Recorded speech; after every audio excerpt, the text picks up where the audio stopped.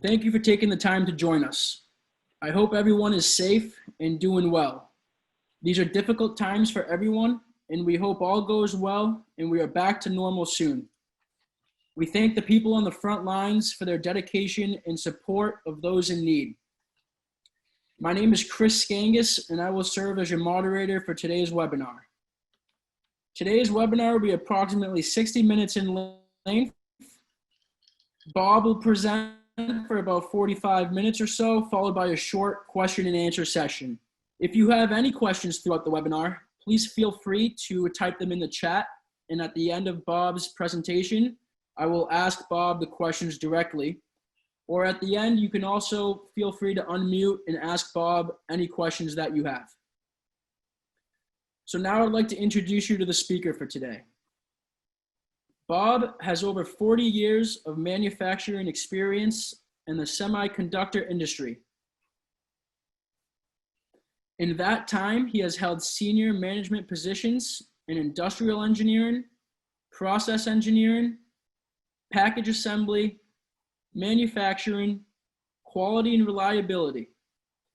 He has also worked as a senior staff member and consultant engineer in quality and reliability in between managerial assignments.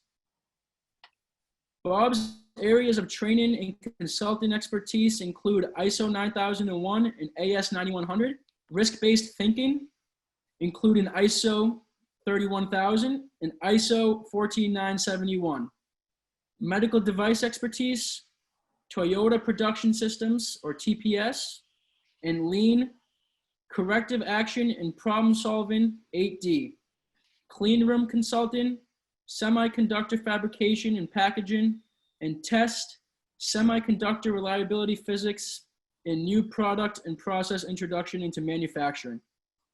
So without any further ado, I turn it over to Bob for today's presentation. Thank you. Chris, thank you for the introduction and welcome everybody. So today's webinar, as Chris mentioned, the presentation will last hopefully 45 minutes. And I titled it The History of ISO 9001 2015 Audit Findings.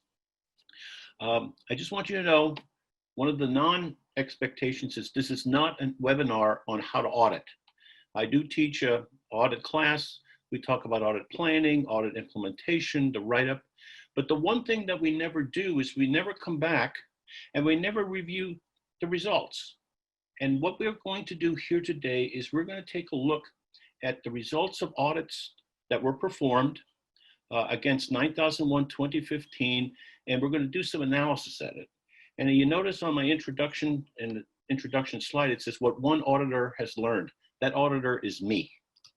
So the agenda for the webinar starts out with a section of what we thought would have been an issue with version 2015, but never had any impact. And what was an issue in 2015 during the transition and implementation. And I'm going to rely upon feedback that we got from a registrar in early 2017. The reason this was important to the quality support group was the fact that ISO 9001 2015 was a major change. There were lots of new things in this standard. We thought in the quality support group, we understood them, but we didn't know how registrars were going to react to it. And so in the spring of 2017, we got information from registrars that I'm going to review with you. Next, what I'm going to do is I will show you what clauses had the most nonconformities as well as opportunities for improvement. This is the data that I generated in the years 2017 to 2020. And it's interesting, if you notice, I used the window of time starting in 2017, and I'll talk to that in a few minutes.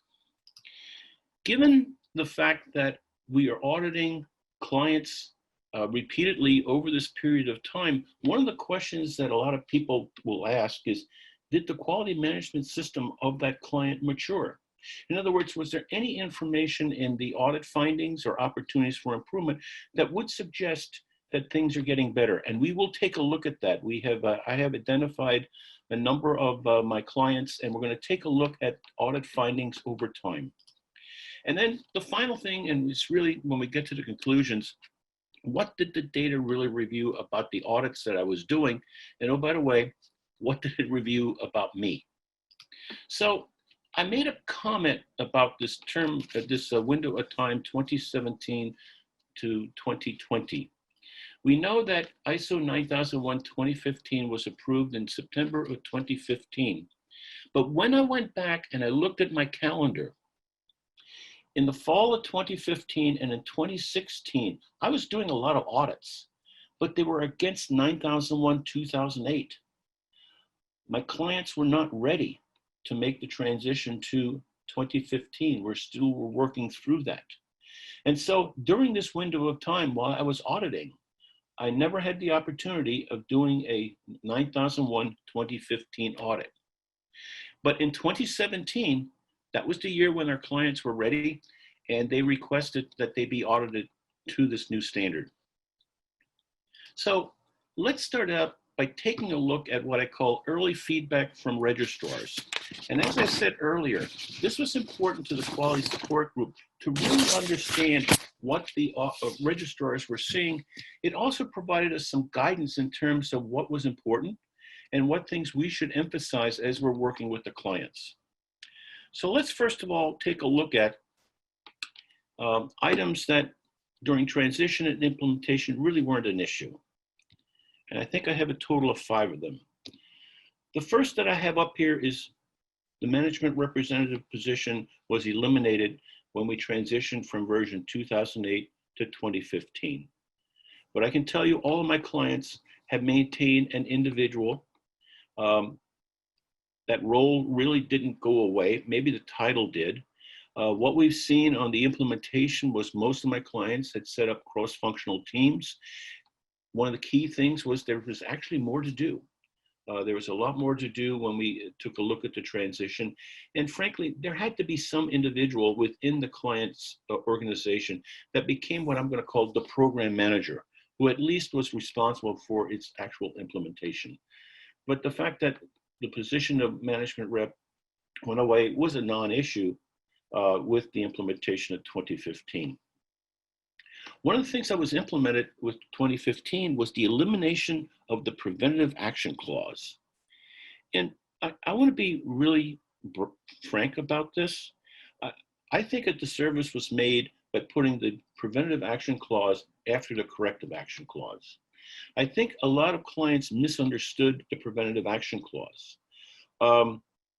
And really, when we take a look at the background, the intent was to identify preventative actions in the planning of the quality management system.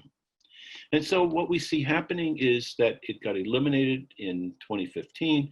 It really was a non-issue because it got to be replaced by this whole notion of risk and risk-based thinking. The terminology in 2015 eliminated the word exclusions. They basically said every clause was applicable and that you can say it is not if, by the way, you're not doing it. The net result of changing the word from exclusion to non-applicable clauses really had no impact. The new standard didn't require a quality manual, but most of my clients retained their quality manual. And there was an opportunity here that a lot of my clients took. Instead of having this multi-page text which basically feeds back the standard with the organization's name, new documents were put in place that really incorporated just the required documents per the standard, that being a scope, quality policy, quality objectives, and usually a map that showed the interrelationship of all of the processes. So the fact that no quality manual was required was really a non-issue when it came to implementation. And the final thing that was a non-issue was this new numbering system. When we went from version 8000 to 2015, we went from 8 clauses to 10. And the numbering systems all got jumbled up. A lot of my clients mapped a lot of their procedures to the numbering systems in ISO 9001 2008. There really was no need to renumber the documents. There are ISO correlation matrices.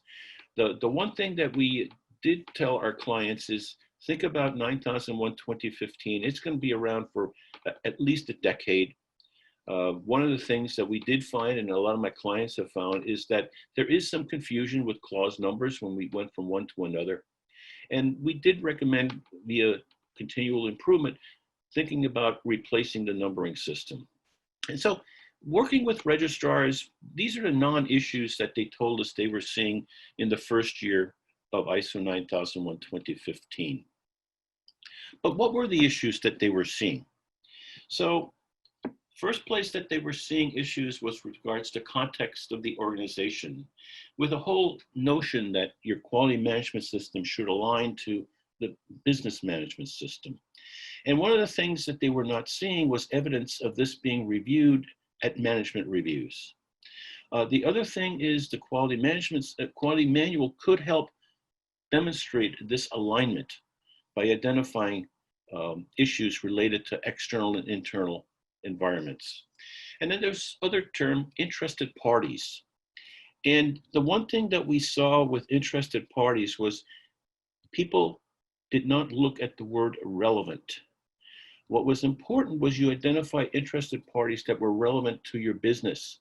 And the expectation was that how does your quality management system satisfy their needs? Standard didn't require a list, it's not there, but implementation and transition, what we did with a lot of clients was put together simple tables to help them identify needs and expectations of interested parties. And it became a simple document to review at management review. Leadership was an issue. If you take a look and compare 2015 versus the 2008 version of the standard, expectations were raised. And one of the things that the registrars were saying was they needed to see more active participation in registration audits and at management reviews. Risks and opportunities were new. A lot of people didn't recognize that it was much broader than product risks, and that they needed to consider risks and opportunities in their key processes. They needed to identify, evaluate, act, and assess effectiveness. And oh, by the way, it was that last term, assess effectiveness, that registrars were telling us they were not seeing. Sure, they went to the review of management review minutes and outputs. They saw the tables, they saw risks being and opportunities being identified, but there was no evidence that there was follow-up to assess effectiveness of actions taken. Objectives and planning, in clause 6.2, there were more expectations in terms of the what, the resources, the owners, the whens, the evaluations. And what we were hearing in that first year was that a lot of our clients needed to expand and answer simple questions of the who, what, when, and where. Change in 6.3 was an interesting one and was overlooked. 6.3 talks about changes to your quality management system, not necessarily production processes, and oh, by the way, even in design, which was 8.3.6. So think about changes to your system, planning considerations, consequences, mitigation plans. This was a place that risk-based thinking could be applied. Organizational knowledge was new. Again, tribal knowledge needed to be documented across the board in processes.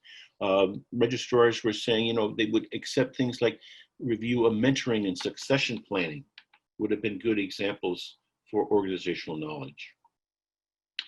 Externally provided was an issue that they identified. This used to be the purchasing procedure. And all of a sudden, when they said externally provided, outsourced and contracted items needed to be identified. Sister organizations became external providers, meaning if you had multiple factories, multiple sites, and things were being transferred from one to another in terms of the manufacturing or services, they needed to be considered as external providers. And the third thing that they said that they were seeing that was missing was the fact that in the 2015 version of the standard, the word re-evaluation was put in there. And a lot of their clients could not demonstrate that they were re-evaluating their external providers on a routine basis. The final sheet that I have on issues that they saw was the whole issue of post-delivery activities. A lot of people thought they could immediately claim that they were not applicable. And these were things that were pointed out that clients that they had were really not thinking about things like warranty, repair, service, or support. Non-conforming outputs, again, was an issue that it really wasn't covering all products, services, and processes. And it continued to be an issue in version 2015 of the standard. A lot of their clients went into their registration audits for 2015 not completing a complete internal audit of all the clauses prior to registration. And the final thing that a lot of the registrars were telling us was that when they looked at management review, a lot of the new items were missing. 3 of them in particular: changes to your external and internal environments. This is context.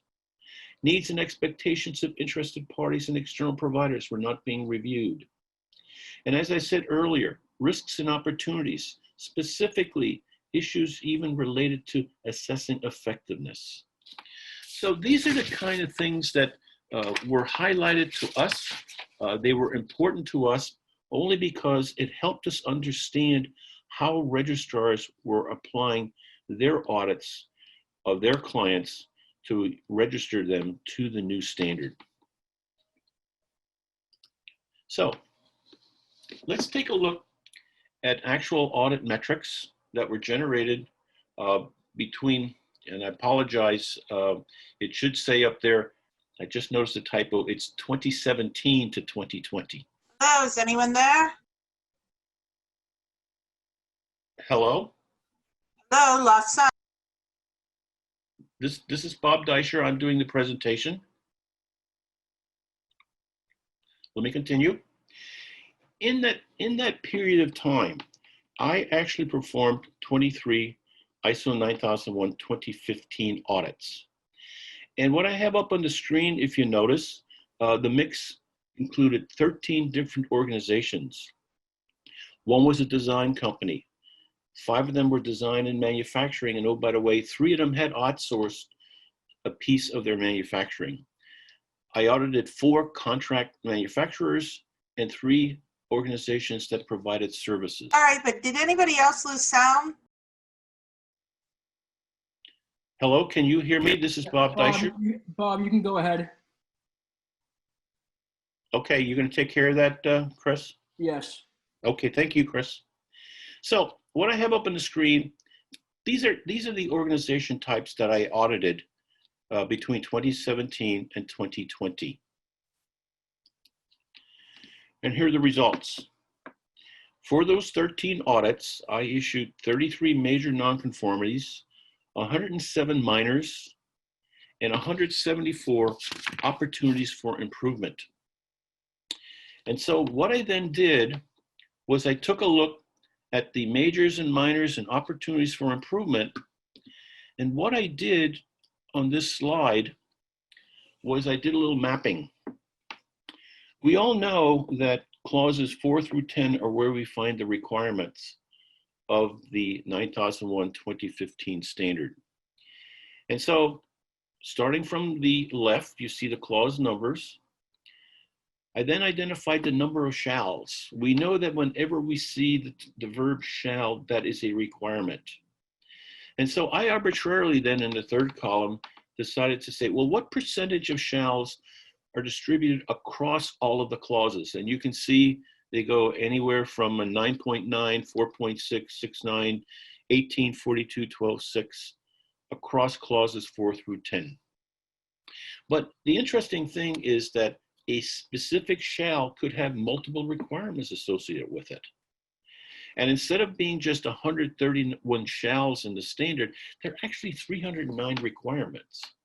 And again, if you notice, I identified the number of requirements.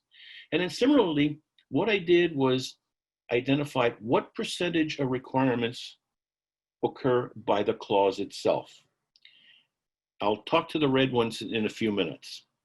And then what I have in the second to last column are all of the majors, minors, and opportunities I issued against that clause.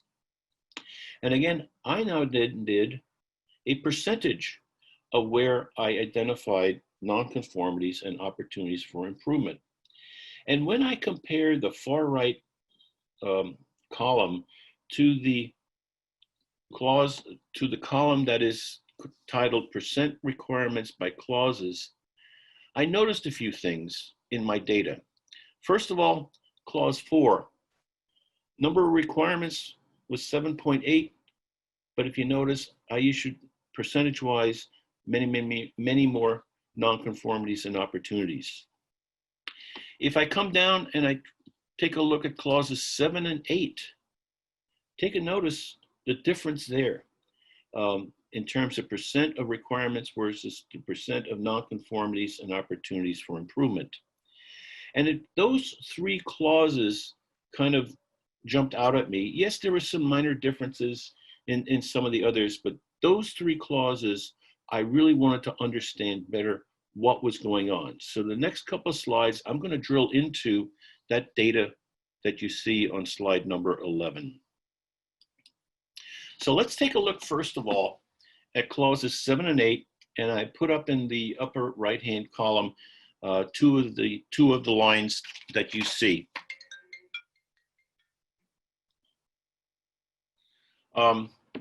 So first of all, let's take a look at clause 7. When I go and I take a look at clause 7, I'm showing you the majors, the minors, and the opportunities for improvement. And I've listed where I typically have found them. So 713 is infrastructure. This is anything from preventative maintenance to cleanliness. Even I had some issues around ESD. 715, where you see M&M, this is monitoring and measuring resources. And frankly, this used to be called calibration. And we see this typical things where we find tools that are out of cal, or we find that the data sets or the files that should identify the status of the tools incorrect. 7.2 is competence. One of the things that we see here are training records or lack of them. 7.4 was awareness. Awareness was expanded in ISO 9001 2015. Awareness was a lot more than just quality policy, but objectives, understanding the importance of continual improvement. And here, a lot of this awareness items that I found was just really talking to people and them not being aware of certain of the new requirements. But notice 7.5. This is documented information. This used to be control of documents and control of records. A lot of the problems, a lot of the nonconformities that I saw were resident here. This is everything from RELF control of a document, missing records, wrong revisions, issues around retention and disposition. And then of course, you see there were a couple of miscellaneous ones that I had in clause 7, but these were the areas that I found the nonconformities, the opportunities for improvement. The key item here is that 7.5 clearly was an area around documented information that generated a number of issues. Let's look at clause 8. I've listed the clause numbers in clause 8, a little bit different than what you see right here, right now. We see some issues with design. Interestingly enough, one of the things that I see in design with a lot of my clients is they use a phase gate approach. And typically at the reviews, whether it be a review, a verification, or validation, one of the things that we're missing is actually records of who attended or appropriate signatures. 8.4 is external provided. This used to be purchasing. You notice there were quite a few there. The big issue that we see right here is just the whole issue around reevaluation and feedback to your external providers. The provision is really your shop floor or your service provision. We saw a number of items there. Not too many issues with regards to releasing a product or a service. But we did see a number of issues with regards to non-conforming products, processes, and services. A lot of those items there was really containment, making sure that products were not shipped to the customer. Labeling items that were on shelves that you didn't have any idea what was happening. So when I take a look at clauses 7 and 8, you can see this is where I found them. You can see up in the upper right, definitely I found a lot more issues with clause 7 than would have been suggested by the standard itself. But there's something interesting when I continue to take a look at this, and I sum up the percentages, percent requirements, percent minors, and opportunities for improvements for clauses 7 and 8. And all of a sudden, I start seeing 55.3% versus 57. It's interesting when I reflect back upon how I do an audit. I do process audits.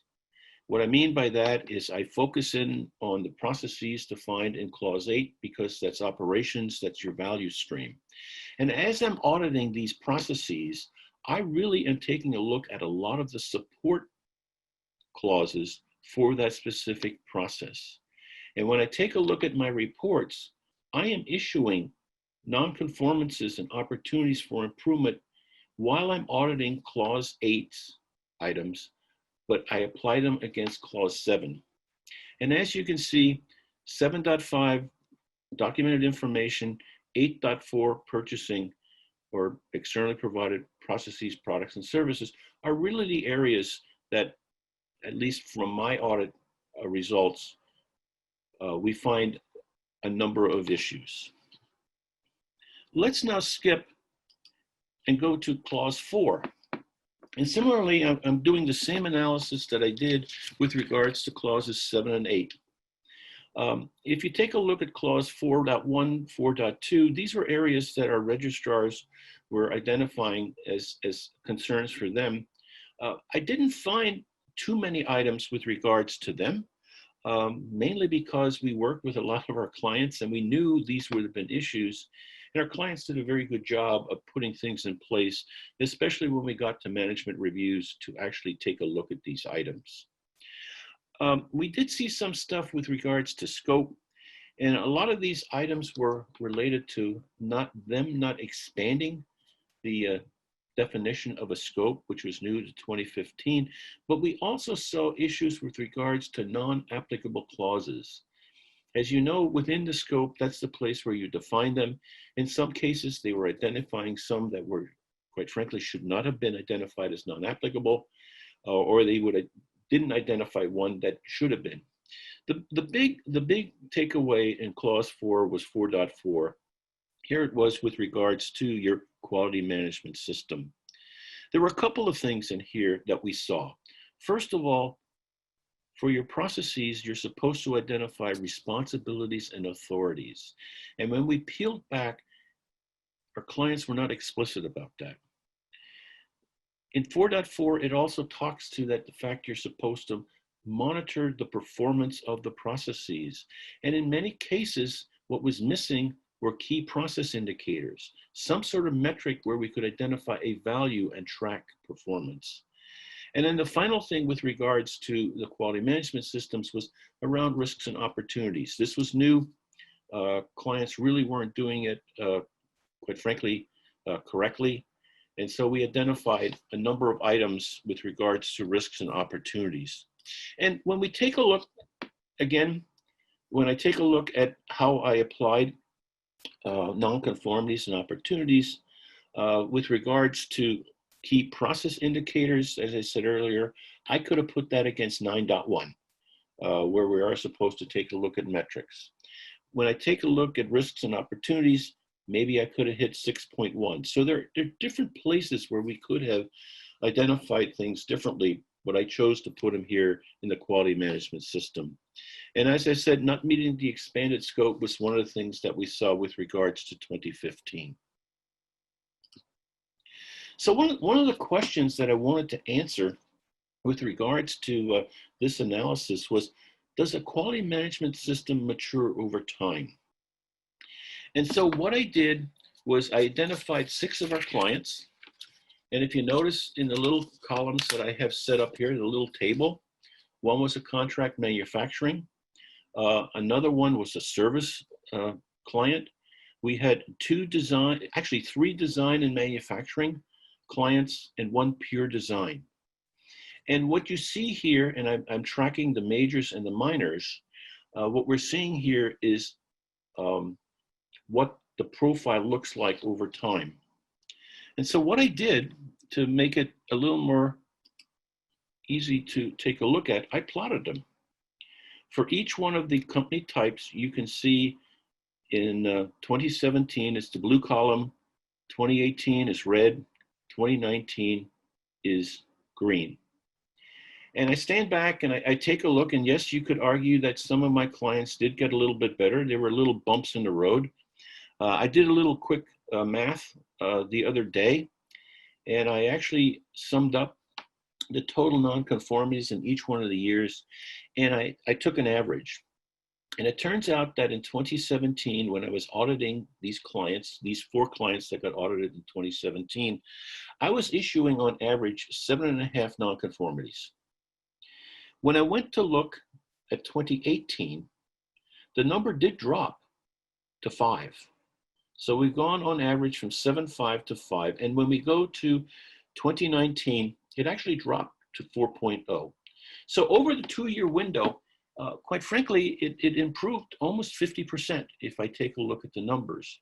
And so, yes, I do think that over time, there is a maturing of the quality management system at the 6 clients that I have identified up here. And hopefully in the future, we will continue auditing them. So there's some other data, some other findings that are buried, and you don't necessarily see it in all of the percentages. Management review.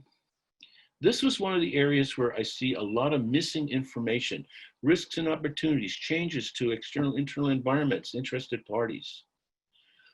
One of the big items that I see in management review, and I really have some concerns, is people are issued actionable items coming out of management reviews. They got due dates. And when I take a look at these, I find performance against schedule to be an issue. And I know a lot of the senior managers don't like it when I bring this up, but one of the outputs of management review is, yes, what things need to be done. And oh, by the way, resources. And my argument here is you're supposed to resource actions that you identify coming out of management review. So this is one of the areas, performance against schedule, that I see really lacking in some management reviews. And the other thing that I will mention is when I do an internal audit, this is the first thing I audit. And the reason that I do that is because everything rolls up, at least in some summary level, to a management review. And if it's not there, then I know there's going to be an issue. And sometimes at management reviews, I will write nonconformings against management review, which is 9.3, where I could have applied them someplace else. The other area that is kind of buried and you don't see in all the numbers is around corrections and corrective actions. One of the things that I see here is I see a lot of my clients initially forgot about customer complaints. The second one, and this is an issue with a lot of my clients, is non-effective process, performance against schedule, missing dates around corrective actions. And when you read the standard, you're supposed to take corrective actions with undue delay. And the final thing is a lot of people did not read the 2015 version of the standard. It is 10.2 is different than the 2008 version in that there's some additional items you are to do. One is to identify, is there any need to take a look at risks due to the corrective action? And is there any need to change your quality management system? And so you don't necessarily see that in my data, but these are 2 areas that I do find do require additional attention. So let's take a look at some conclusions before we get to questions. The first one is, I do audits for my clients on an annual basis. But frankly, when you read the standard, it says planned intervals. I'm wondering whether or not it would be a lot more effective whether or not we take a look at an audit plan across 3 years and take a look at doing audits and focusing in on areas we know are higher risk and need more attention. Still haven't done this. We still do annual reviews for our clients. I'm planning one for next week. It's going to be against the entire system. Maybe in the future, we consider that. The second item, and this is interesting. I estimate that 3/4 of the issues I identified would have been issues against ISO 9001-2008. What I did was I took a look at the new elements in 2015. I took out the findings that I had there, and what was left was roughly 75%. Yes, we did see some new items in 2015, but not necessarily to the extent that we might have thought. I really think when I take a look at the standard, Clause 7 is an important standard. The support processes, I do think that's a clear opportunity to improve a quality management system. From the period of 2017 to 2019, which is the data sets that I showed you, if I reflect back upon the audits themselves, the first time I did these audits, I was at a fairly, I'm going to say, high level. But with each audit, I knew more and more about the business. And as I do the audits in 2019 and hopefully in 2020, I move very quickly to right where the work is being done. I know how the business is operating. I'm familiar with the business. And I do believe it makes for a more effective audit. And it identifies things that I might not have seen 2 years prior.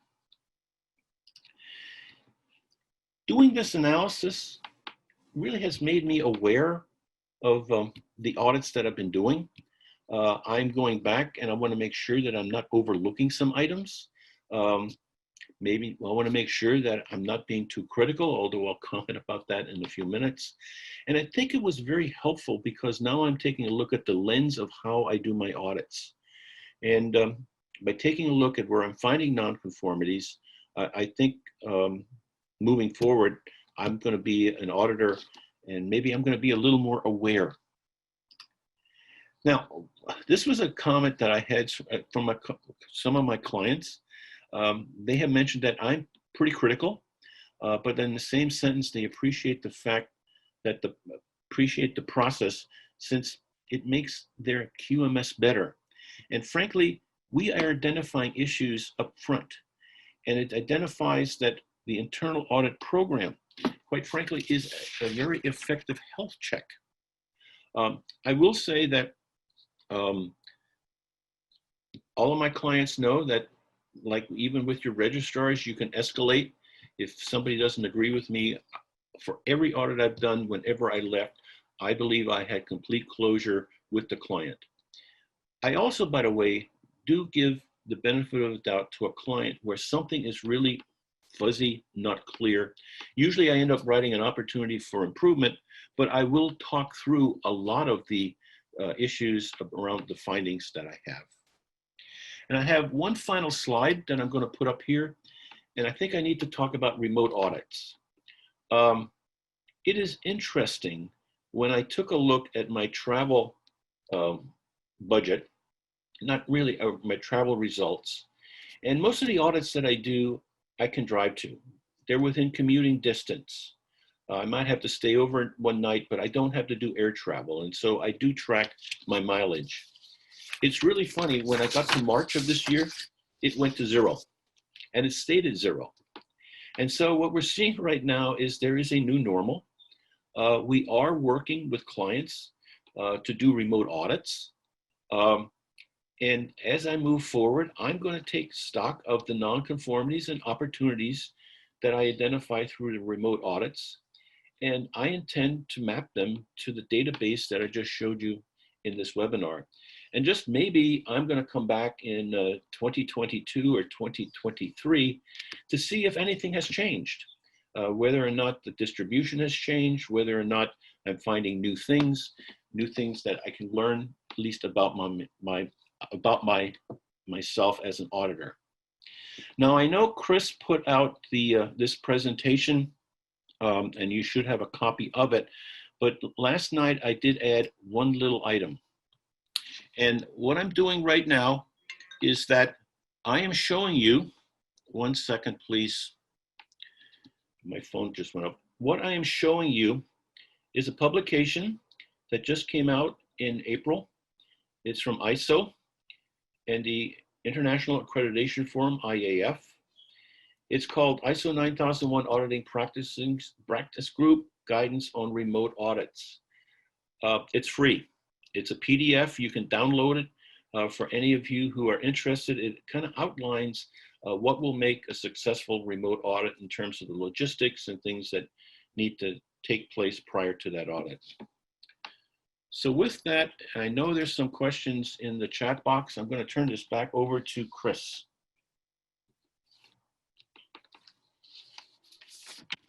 Thanks, Bob. Really good presentation. So we had a question come in. We had a few questions come in, some privately, some to the general chat. The first one is, how detailed should risk registers be on individual process level?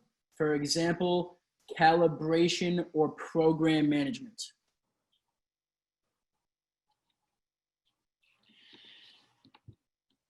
So when the quality support group puts risks and risk registers together, we typically focus on the processes that are in Clause 8. Something like calibration or monitoring and measuring resources is really a support process to those processes, and we pick up the risks in the support processes embedded within the actual, what I call value stream, or Clause 8. When I take a look at the processes and at the process level, typically I see on the order of about 5 to 7 risks. So if you have, quite frankly, it's very conceivable that you could have 10 processes with your customer to customer flow, and you can easily get 70 to 100 risks. So that's typically what we see. Okay, great. Thanks, Bob. A second question is from Trevor, and it's, Bob, have you been able to correlate your audit results with change in quality of product results, process outputs of your clients? That's a really good question. Would you like me to read it out loud again? No. I want to answer that.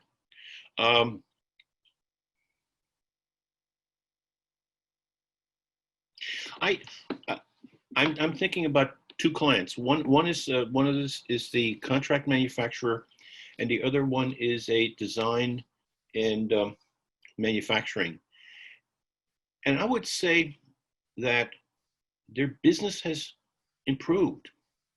They're delivering new products. I think one of the things that I don't measure really is time, and I gotta believe that things are happening faster with these clients. This one contract manufacturer that I had, he's putting on a full second shift to continue to do the business, because through all of the work that was done, he's identified additional capacities, both in people and equipment. So when he focuses in on these types of items, applies a few lean tools at the same time as he's taking a look at the effectiveness of the processes, they're finding new capacities and new capabilities. So I guess indirectly, I could say, yes, I have seen improvements in businesses. All right, great. And then we have another question from Steve, and Steve asked, how relevant is GR&R in the audit process?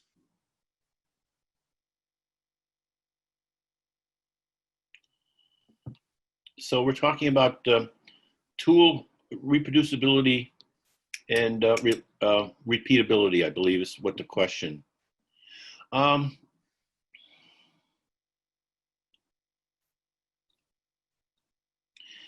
If a client does that, then it is auditable. Not all of my clients do that. In other words, they don't guard band necessarily a lot of their procedures.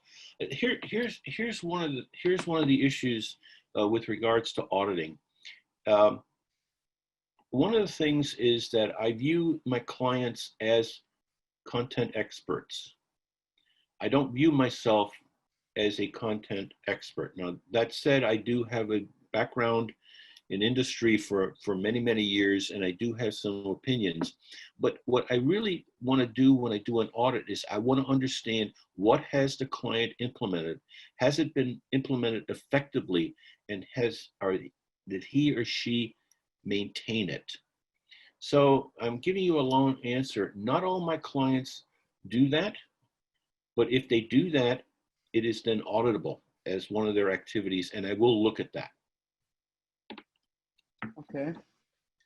Thanks, Bob. And then we have a second question from Mary now. It's she asked, we are running some metrics just to please the auditors rather than because the metric has value. We would like to get rid of some of these. I guess the question is, Bob, what do you think about this? Do you need to absolutely have metrics? 4.4 is pretty explicit. You're supposed to monitor and measure your key process steps. So it's not an option of not having metrics. Now, let me back up again. When I take a look at metrics, the metrics that I really want to take a look at are the key process steps. You can metricize everything, and you're going to go crazy. I'm not a proponent, first of all, of financial metrics. Financial metrics, although I have a history of working well with finance folks, they're lagging indicators. And typically when I take a look at a metric for a process, I like to think about either time or quality. Time could be things like performance against schedule, cycle time. Quality could be anything from scrap. You shouldn't put a metric in just to please an auditor. That's not the reason you do that. You do that to improve your effectiveness and to do your efficiencies.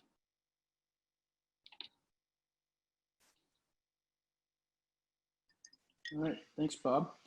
And then we have a question from Steve here, and the question is, can evidence of competence be the lack of evidence of problems and then have them grandfathered in? Okay, so that's a good question. I'm gonna give you two answers to this one. So first of all, when some of my clients, and specifically clients that were not registered, implemented 2015, the one thing that they did do was they did grandfather in employees.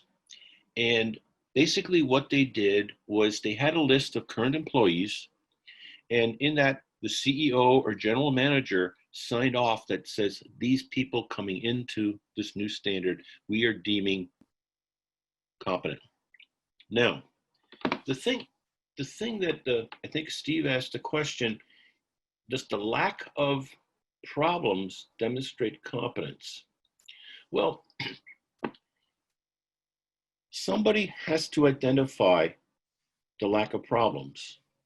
And usually that should be the employee's supervisor or manager. My expectation would be that that supervisor or manager would have deemed that employee competent, and that there is a record. As an example, if that employee took a course or that employee was assigned a new job responsibility, at some point in time, the supervisor ought to come back, look at the performance, and hopefully he or she has a table of employees where they check off. It's a matrix of competency of the individual. And that is the evidence that I would be looking for.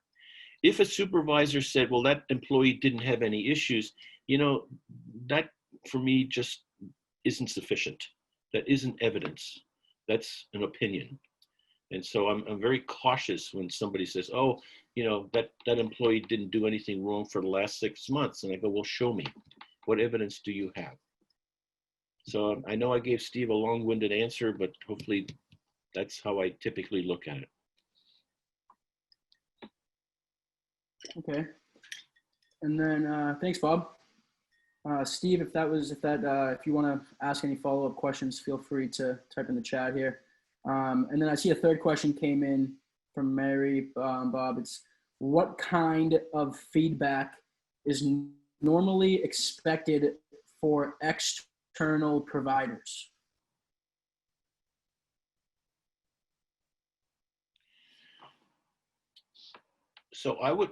Okay.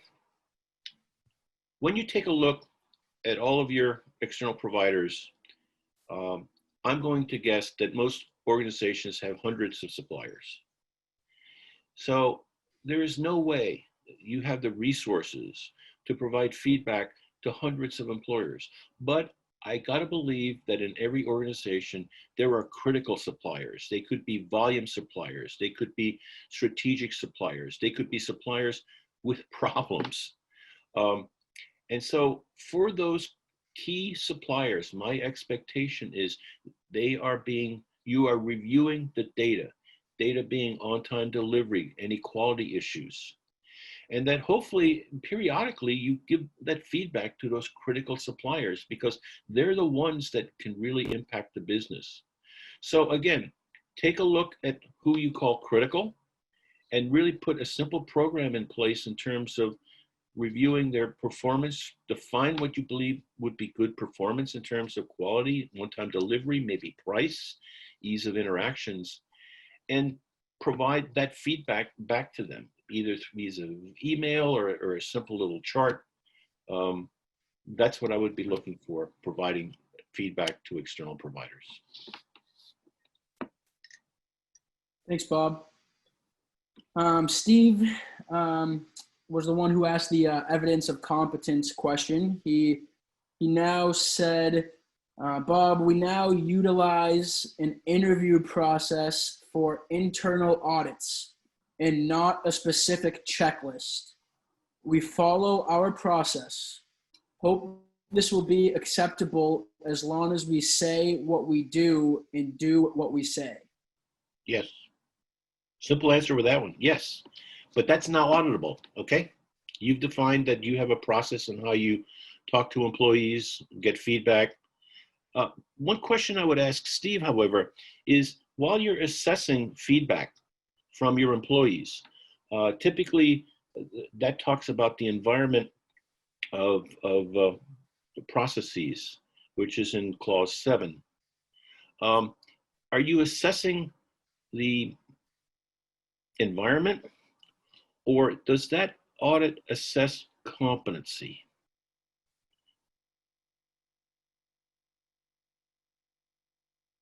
And without seeing the process, I really can't say any more, Steve.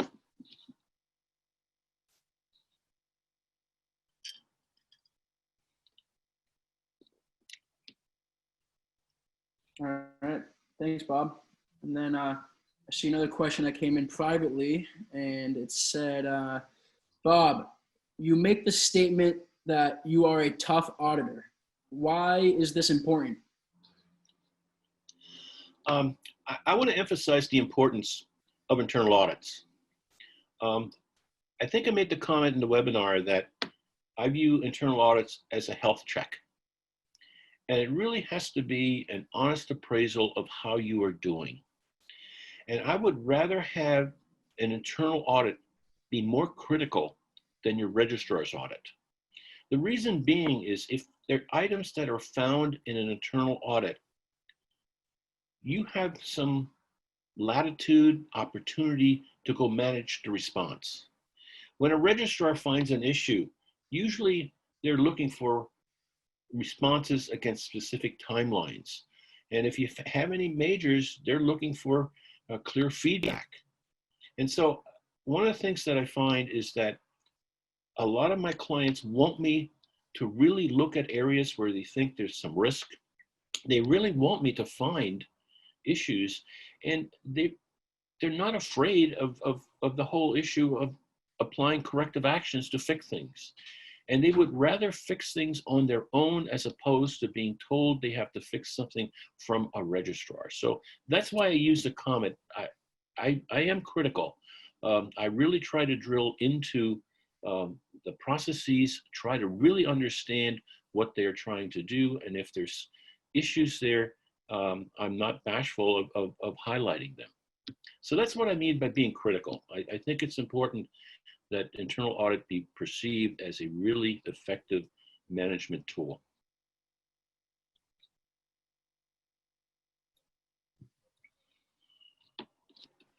All right.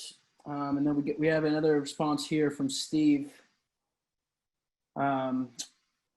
We are a custom metal fabrication shop.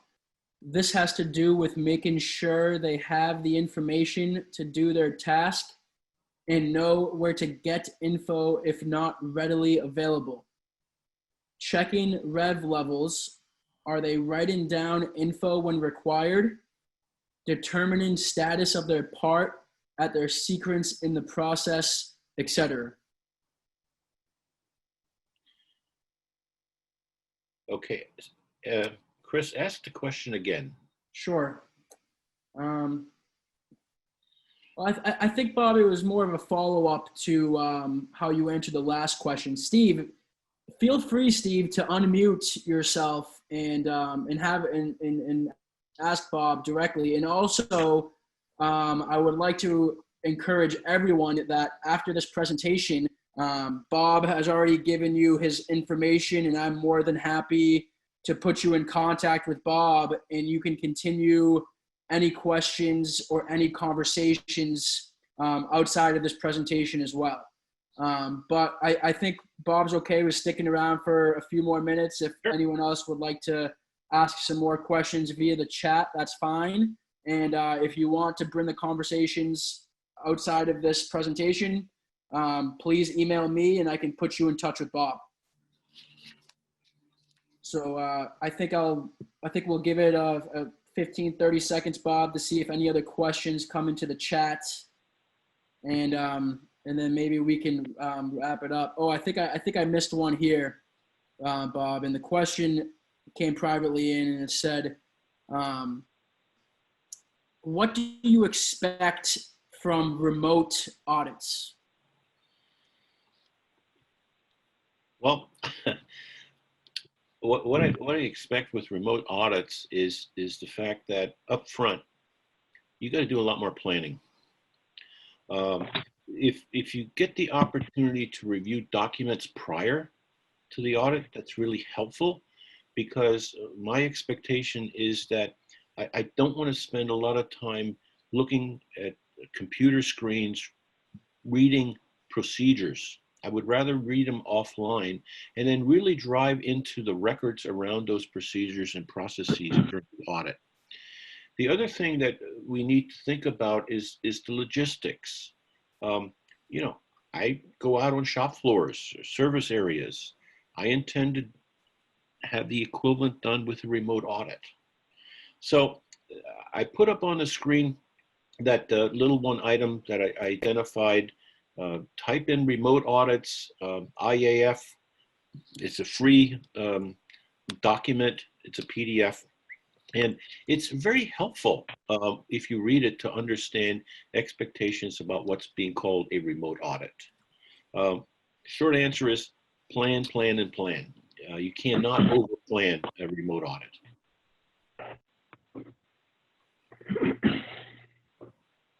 Okay, Steve, I see that you've unmuted here. Do you want to discuss something with Bob?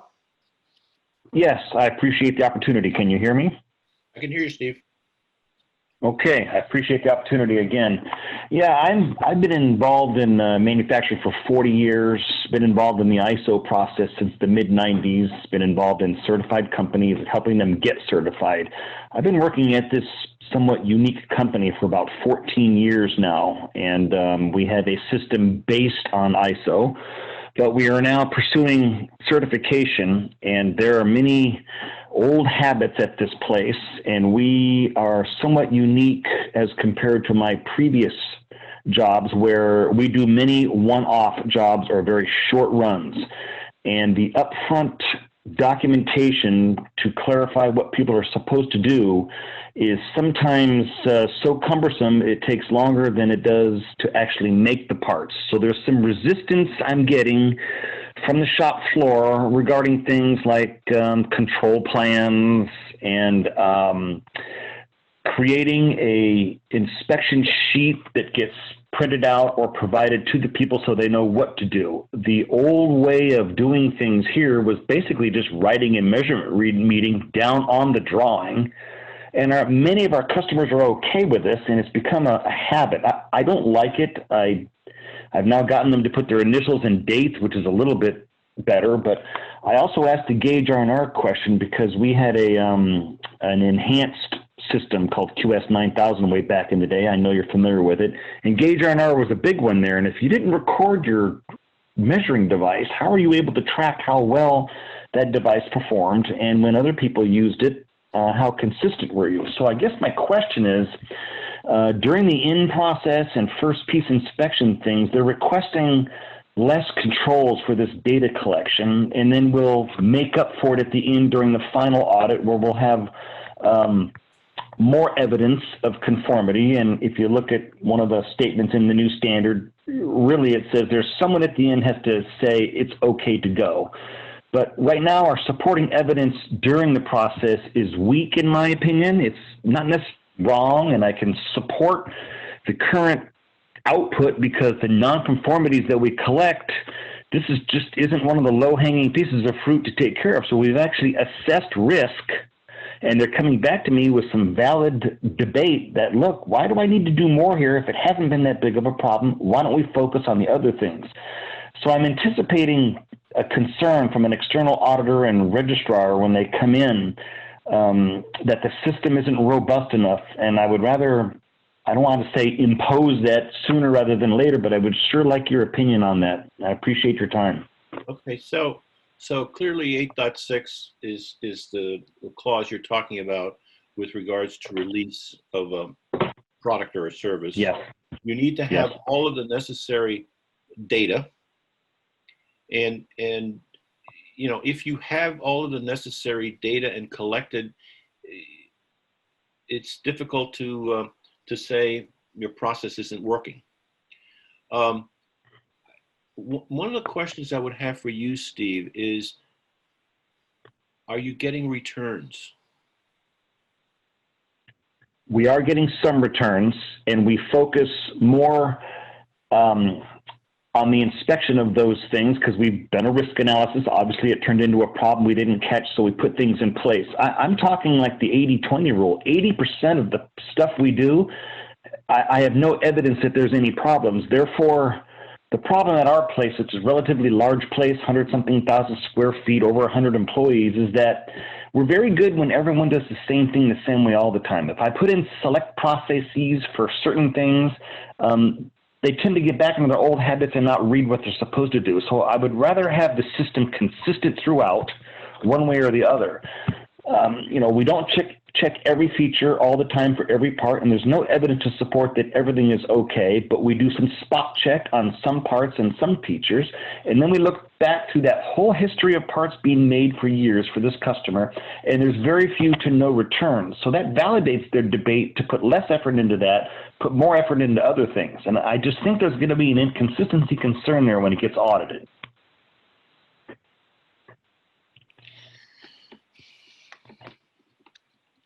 Still here, Steve. I'm trying to see how I would respond to that.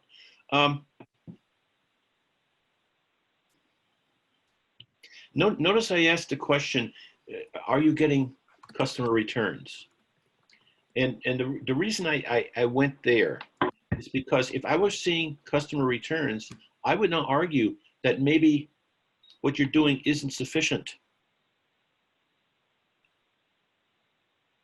But if indeed things seem to be okay and your process is working, then it's difficult to suggest that you need to do any kind of significant improvement. Yeah, and that's what I perceive also. You know, this marking up of the drawings with your measurement readings is, I'm just not a big fan of it. I'm surprised many of our customers are okay with it. They don't want us to raise the price to them, to add more documents that they don't need. They just say, look, I just want my parts on time and with good quality. And 80% of the time we do. I mean, we have less than a 1% return rate on all things we ship for well over 10 years.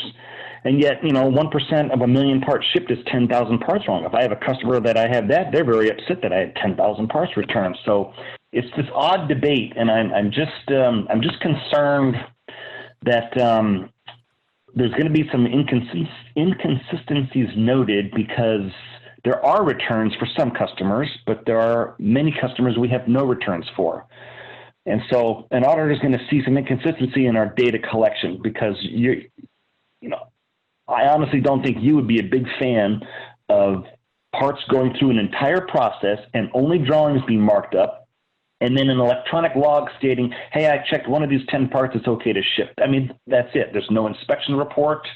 There's no gauges identified. I just think it's pretty weak, and yet it works. Yeah, it does sound pretty weak, but you know, I know it's tough. I work with a contract manufacturer who, quite frankly, when the parts get made, a drawing is issued. There's a BOM, but there's always a little traveler associated with it. And they don't mark up drawings. It was just something they don't do, because it's just their philosophy. Don't mark up a drawing. If you're marking up a drawing, then it should be revved. So I would be very cautious. I think this is a difficult topic for you. I think the opinion of the registrar could play into this. I could see it going either way. But I appreciate it. Yeah, that's what I'm gathering too. But notice I keep going back to, are you having customer issues? And in defense, if you're not seeing customer issues, then the argument could be that whatever process you're doing is sufficient. I appreciate the feedback. Thank you very much. You're welcome. Thanks, Bob. So Chris, I think that's it. I think so too. Good. I appreciate all the people asking questions. I think that was good. Yeah. Thank you everyone for attending. Let me know if I can help you in any way. If you have additional questions for Bob, I can put you guys in touch. So everyone have a great day and a great weekend.